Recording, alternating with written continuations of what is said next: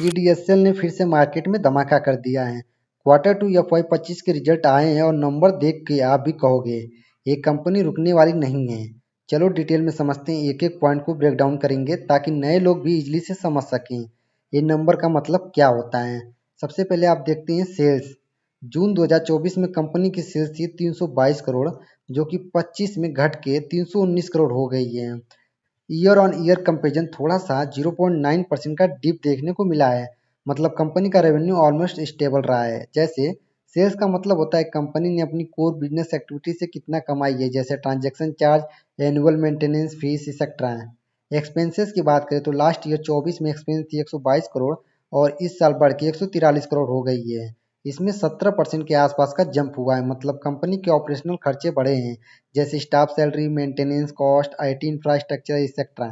Operating profit की बात करें तो 200 करोड़ से बढ़ के 176 करोड़ हो गई। इसमें यहाँ पे नीचे गया है, डिक्लाइन हुआ है, 12% का ग्रोथ नहीं हुआ है, डिक्लाइन हो गया यहाँ पे। ऑपरेटिंग प्रॉफिट मतलब कंपनी ने अपने कोर बिजनेस से कितना पैसा कमाया है बिना अदर इनकम को इंक्लूड किए। अगर सेल्स 100 रुपये हुआ और खर्चा 40 रुपये तो ऑपरेटिंग प्रॉफिट 60 रुपये हो सकता है यहाँ पे। ऐसे एग्जाम्पल के तौर पे आप समझ सकते हो। OPM operating profit margin, OPM last year था 62% और इस साल है 55%। 7% का डिक्लाइन हुआ है। मतलब प्रॉफिट मार्जिन कम हुआ, यानी हर 100 रुपये की सेल्स पे अब कंपनी 55 रुपये कमा रही है, पहले 62 रुपये कमा रही थी। अदर इनकम की बात करें तो पहले 37 करोड़ थी लास्ट ईयर और इस साल 22 करोड़।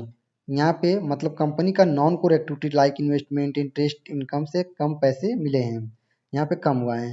इंटरेस्ट की बात करते हैं तो जीरो इंटरेस्ट है, डेप्ट जीरो है। इसका मतलब है कि कोई लोन नहीं है और इंटरेस्ट खर्चा भी जीरो है। ये एक पॉजिटिव सिग्नल है डेट फ्री बैलेंस शीट का।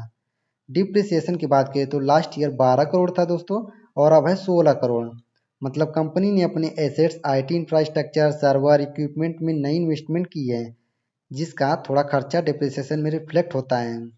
पीबीटी प्रॉफिट बिफोर टैक्स की बात करें तो लास्ट ईयर पीबीटी था 225 करोड़ और इस साल है 183 करोड़।